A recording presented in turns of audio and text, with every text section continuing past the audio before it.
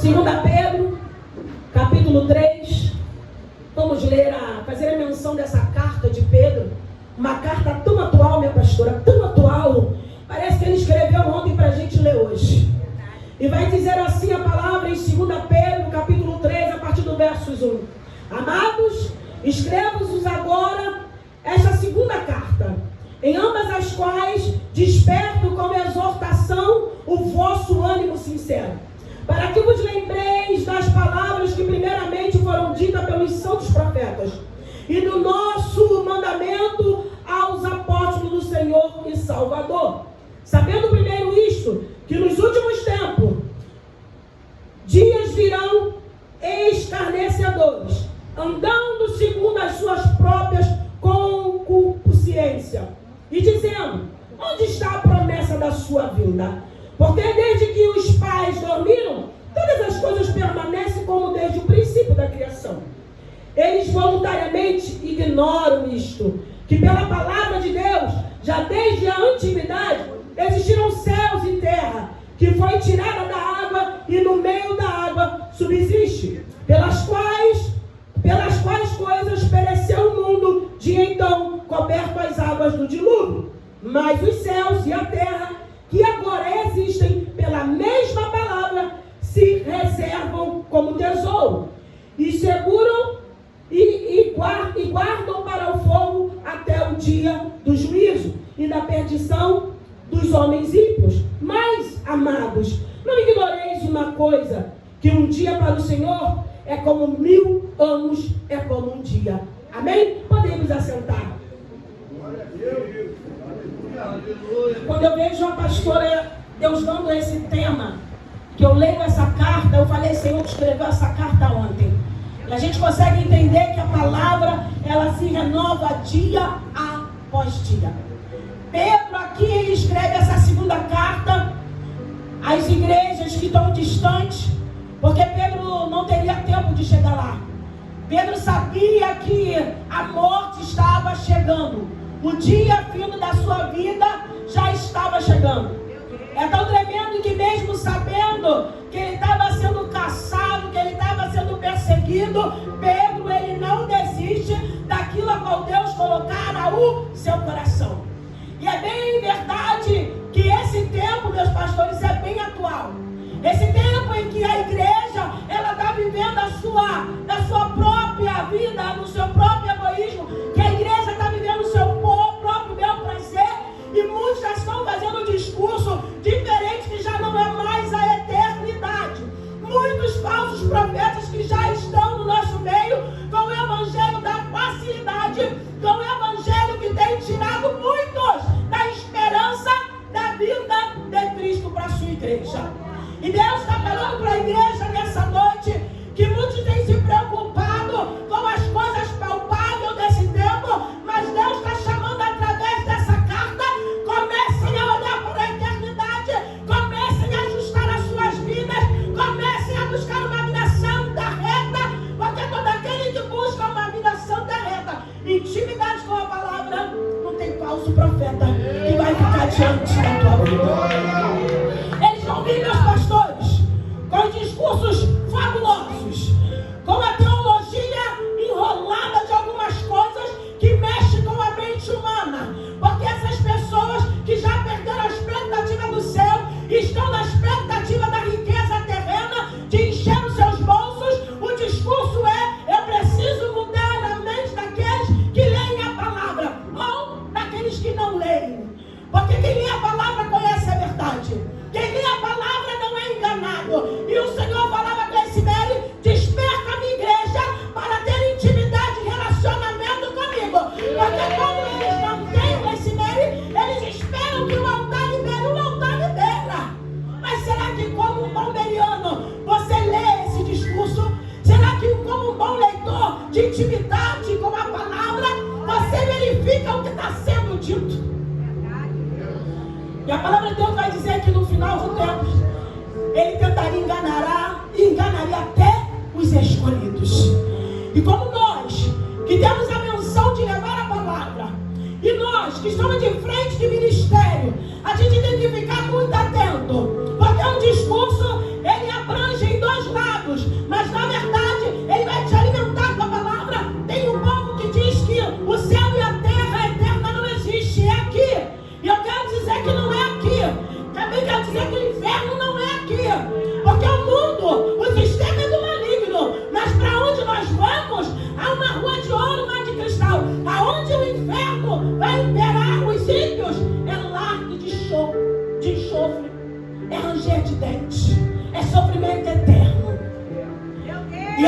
discurso, meus pastores.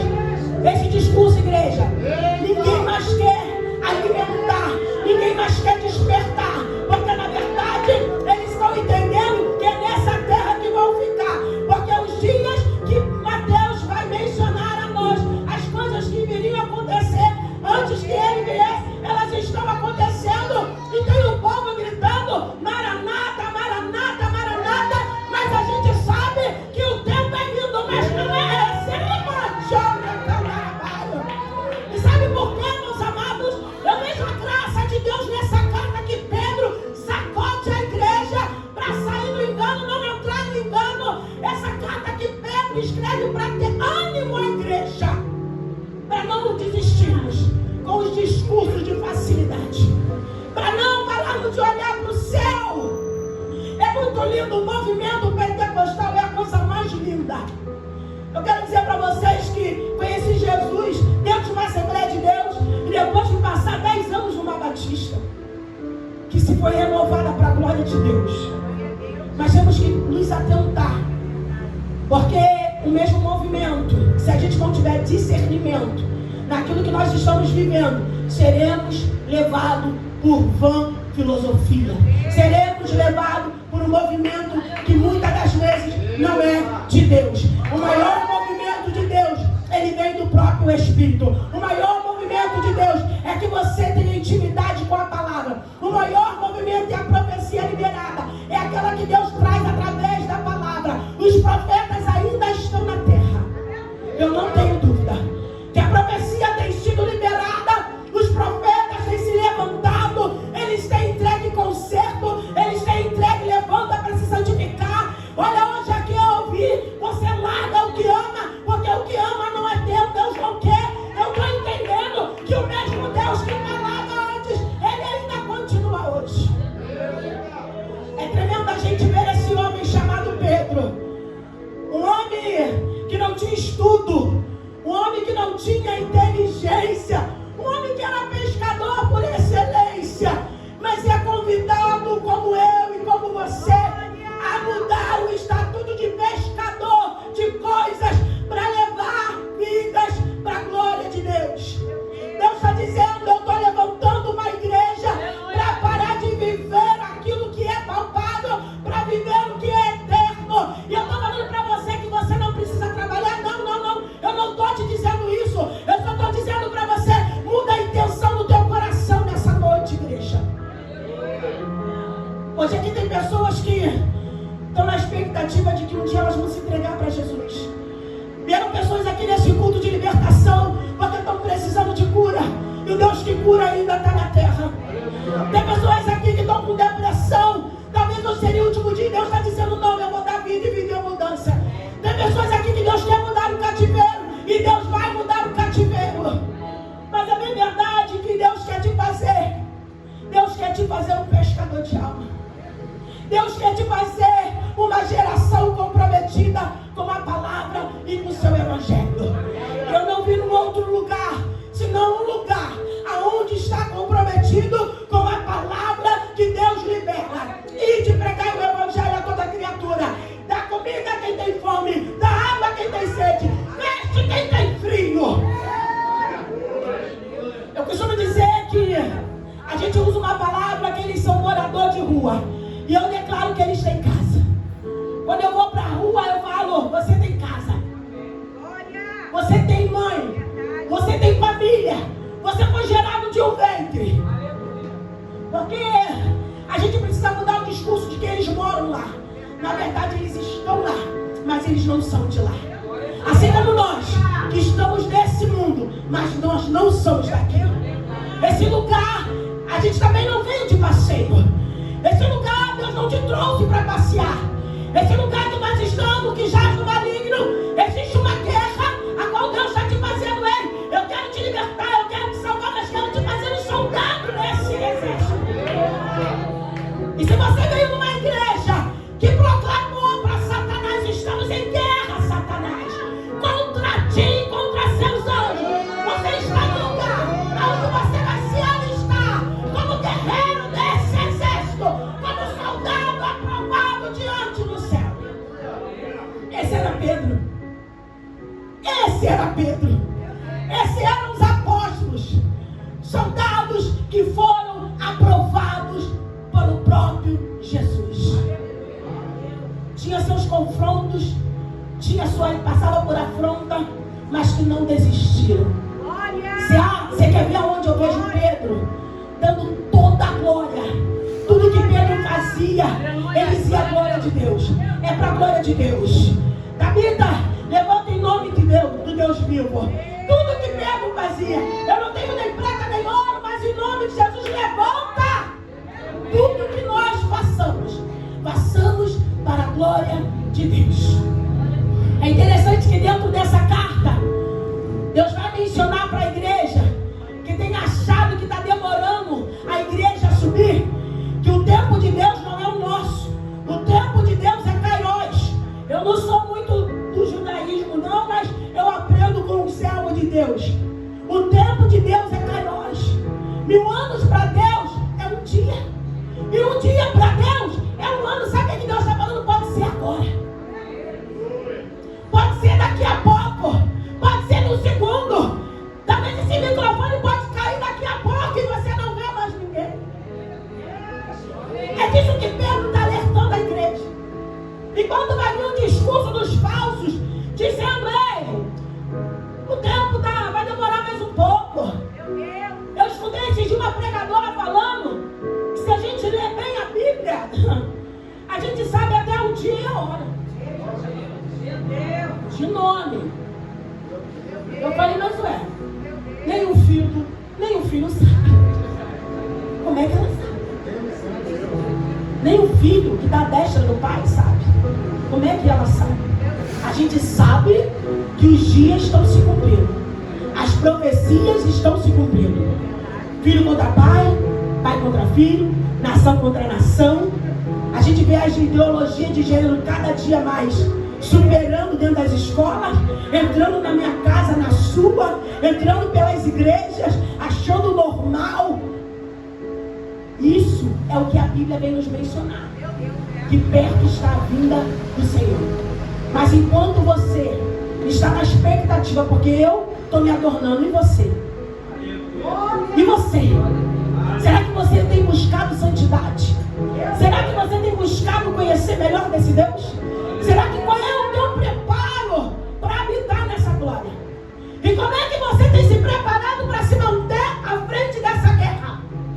Foi falado aqui sobre a igreja que já não quer jejuar, sobre a igreja que não quer orar, e a gente fica como aquele povo no deserto, que quando o inimigo vinha no encalço, eles faziam oferta ao Senhor, eles largavam o baraí, limpavam tudo. E tem crente que é assim, pastores. Precisa o inimigo, pisar no encalço para eles, acelerar para o propósito. Luta te empurra para o propósito. Porque enquanto não tem luta, você esquece e fica nessa zona de conforto. Crente não tem zona de conforto. Crente tem zona de confronto. E eu vou falar para vocês, é até gostoso quando vem essas coisas. Porque é rápido. A gente jejua 12 quando jejuava só 3. A gente ora 3, 4. A gente começa a lembrar de Daniel. A gente começa a lembrar de Eliseu. A gente começa a lembrar de todo mundo que venceu a guerra dentro daquilo que Deus ordenava. Igreja, a carta de Pedro,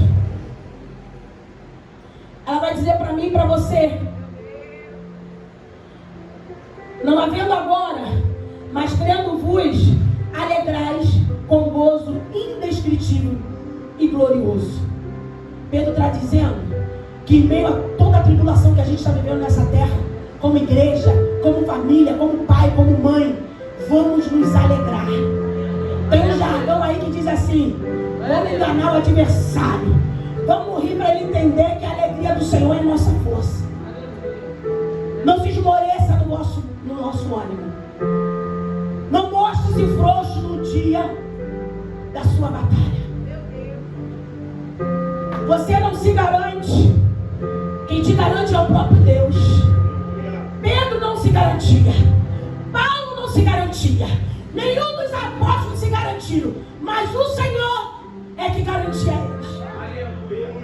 Eu entendo Pedro escrevendo essa carta sabendo dentro do espírito dele que o dia estava chegando. E vai dizer que depois dessa carta, alguns estudiosos, que Pedro é levado à morte. Quem é que tem coragem de saber que vai morrer na mão do teu adversário e ir com alegria, ainda dar uma palavra para ele, pastor? Não sou digno de morrer como meu mestre. Me põe de cabeça para baixo. Cadê esses crentes? Jesus toma na cara, Gleice. Cadê esses crentes que vê alegria na salvação e ainda tem ânimo para escrever para que ninguém se perca?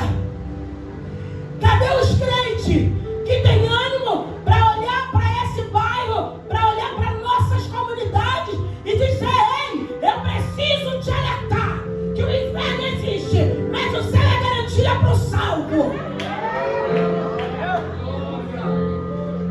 O céu é garantia para o salvo. Mas tem algumas coisas que vão nos tirar desse lugar. A palavra de Deus vai dizer que sem fé a gente não agrada e sem santificar a gente não vai alcançar. Deus está dando tempo para a igreja limpar as suas vestes.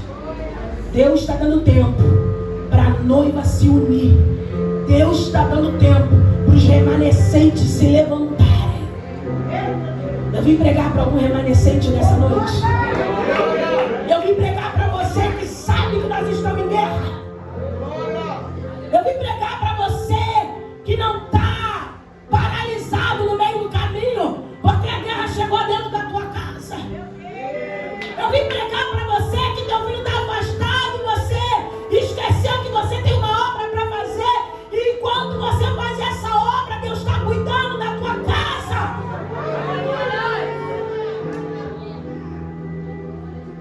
Há uma carta para mim e para você revelada nessa noite. Eu exorto para que tenham ânimo. Pedro não está dizendo: eu estou brigando com vocês, não. Eu estou chamando a atenção de vocês, porque está vindo nesse tempo os que vão tirar vocês do lugar estreito. Eu estou falando para vocês despertar a igreja, porque verá um tempo em que o caminho largo será mais satisfatório do que o estreito. Talvez esse tempo já tenha chegado. Tempo esse em que a igreja tem olhado para o lado. Tempo esse em que a igreja já não dá mais tempo de ficar de birra, de meninice, de falta de maturidade. Porque Satanás está ganhando campo e os paus estão ganhando campo por conta dessas mínimas coisas, mas que nos afastam de Deus, que nos afastam do propósito. E hoje Deus manda dizer para você: você precisa de libertação, assim como eu todos os dias me liberto de alguma coisa. Todos os dias, até daquilo que eu acho que eu não preciso, eu pergunto ao Senhor. Até daquilo que eu acho que eu não estou fazendo errado, eu falo: Senhor, está certo? Porque o meu compromisso e o teu é com o céu. E todo aquele que tem compromisso com o céu, ele sabe para onde está indo, ele sabe onde para, ele sabe o que fala e ele sabe o que vive e o que precisa viver. Pedro está dizendo: vocês precisam se atentar, porque vocês precisam entender o que vocês precisam viver nesse tempo. Eu estou indo, eu vejo Pedro falando assim: eu estou partindo, mas eu preciso alertar a igreja. Eu preciso dizer que vão vir aqui dentro e falar assim: pastora Mara, desde o tempo que eu era menino que diz que Jesus vai voltar, minha avó morreu, minha mãe morreu, minha bisavó, eu era ministro de louvor. Isso, pastora Mara, exatamente, somos zombadores do evangelho. Porque os de fora, eles não conhecem esse Jesus. Então o que eles falam, para a gente não tem valor, porque eles não têm conhecimento. Mas quem vai dizer essas coisas para nós são exatamente os que estão tentando confundir a igreja dentro da igreja. Porque bem verdade que se vê alguém aqui de uma outra religião que não faça a menção do nome de Jesus, que não conhece Jesus, e vier falar uma coisa dessa, você vai falar: olha, você vai pregar para essa pessoa, Mas o que tu fala para um crente que prega, que ora, que dá lugar para o varão? Porque isso é para a glória de Deus e não dele. Porque Deus anula. O compromisso de Deus é com a noiva. Por isso que naquele grande dia Deus vai dizer assim: eu não te conheço. Mas pai, eu cortei o laço. Pai, eu peguei a lança. Pai, eu pulei no mistério. Pai, eu vi a alma ser liberta. Pai, eu fui para Cracolândia, mas eu não vos conheço. Porque tudo que você faz é para a glória de Deus. Você pode entregar uma profecia em pecado? Pode. Você pode pregar em pecado? Pode. Você pode adorar a Deus em pecado? Pode. Você só não sobe para o céu.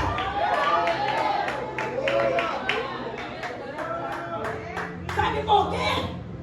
Mas, pastora, esse povo prega como ninguém, porque o compromisso de Deus é com isso aqui, ó. O compromisso de Deus é com a noiva. E Pedro está nos exortando, está nos chamando a atenção para esse tempo. A gente vai ter que começar a ter cuidado com os nossos altares. A gente vai ter que começar, a minha pastora, a falar: Senhor, peneira antes que eu convide. Remante, eu recandarabaio. Ah, meu, peneira antes. Me dá antes, não deixa que minha voz fale comigo. Não deixa, Pai, que nada venha manchar o teu altar. Não deixa, Pai, que eu ame como amigo, mas que eu não reconheça o pecado enquanto ele prega.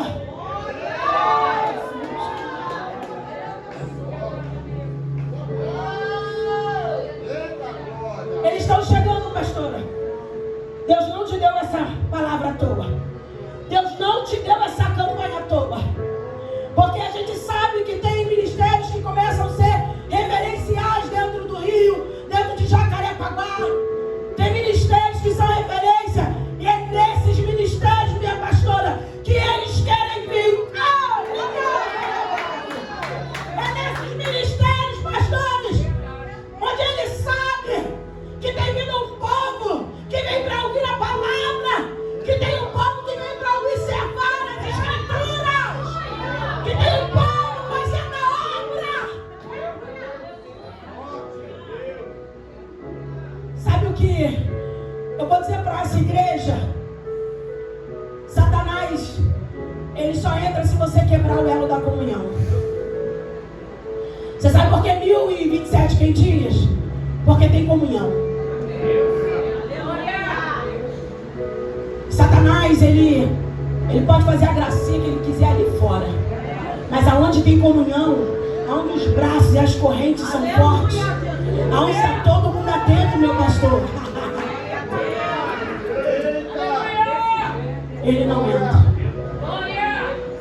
Eu quero dizer para você, minhas irmãs, meus irmãos dessa igreja, aqueles que vêm buscar a Deus, aqueles que estão em dúvida, sem ministério, eu quero dizer para vocês que nesse lugar tem uma comunhão, que Deus tem prezado por essa comunhão.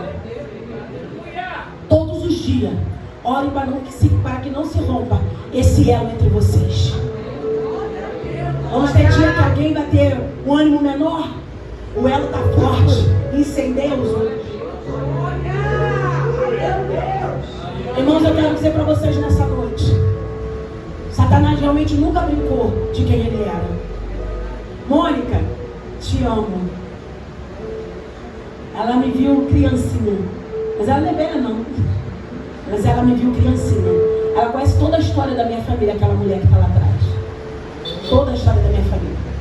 Uma família que quando as pessoas passavam na rua, era só palavra de maldição. São umas pragas, macumbeiro, brigão. Ali só tem briga. E hoje você passa lá, tem um povo ouvindo louvor. Tem um povo exaltando. Tem missionária, tem pastora, tem diaconisa, tem obreira. Aonde abundou no pecado, superabundou a graça de Deus. Te amo, Mônica. Eu sei que você está feliz. Eu não sabia que ela vinha aqui. A gente tem anos que não se vê. Eu quero dizer para essa igreja em nome de Jesus. Se tem algum simpatizante aqui que vive em busca da solução do seu problema, mas que ainda não teve um encontro, não vou fazer apelo não, tá, meu pastor? É só um alerta. Se 1000 anos para Deus é um dia, pode ser hoje, pode ser daqui a pouco. E eu não quero que você fique. Eu quero olhar para o teu rosto. Eu quero lembrar que naquele dia que eu vim ministrar a palavra, o Senhor vai me trazer a memória que você estava aqui. Eu quero dizer para você que no mundo tereis aflição, mas a gente tem de bom ânimo. Era isso que os apóstolos viviam. Eles tinham as aflições, mas eles tinham bom ânimo. As aflições, elas não os matavam, não os paralisavam. Elas davam, sabe, fortaleza neles. As aflições, elas aperfeiçoavam. Quem de nós aqui não está passando por um problema? Quem de nós aqui não estamos passando por alguma luta? Quem de nós aqui não estamos passando por alguma causa? Mas tem de bom ânimo, porque o grande dia do Senhor está às portas. E Deus, Ele quer te dizer que você é filho. Deus, Ele quer te chamar de filho. Deus, Ele quer te sentar à mesa. Deus, Ele quer dizer para você: ei, esse ataque que está nas suas emoções, esse ataque que você não para de tomar remédio para curar, Deus está dizendo: ei, vem para mim, enxerga em mim, fica em mim, permanece em Cristo Jesus. Para que você não pegue de surpresa e que ninguém te engane com o evangelho de facilidade. Busca a palavra de Deus. Quanto tempo você não se relaciona? Há quanto tempo você não abre a Bíblia? Ah, eu não abro porque eu não entendo. Já virou a história da carochinha. O Google está até falando, né, irmão? Para quem não lê a Bíblia ela agora fala, né? E para quem não entende, você bota lá: eu não sei entender, é mais fácil, vai te falar tudo que você precisa entender. O problema é que tem algumas coisas que estão nos roubando de Deus. Coisas essas que estão diante da nossa mão. E eu nem vou falar, porque toda hora a gente fala do celular, né, pastor? Toda hora a gente fala da mídia social, né? Está acabando com a igreja. A igreja, quando não sabe usar essa ferramenta, está destruindo casa, está destruindo casamento, está destruindo nossos filhos, nossos adolescentes, está destruindo crianças. Certa vez certa vez eu fui pregar num culto infantil.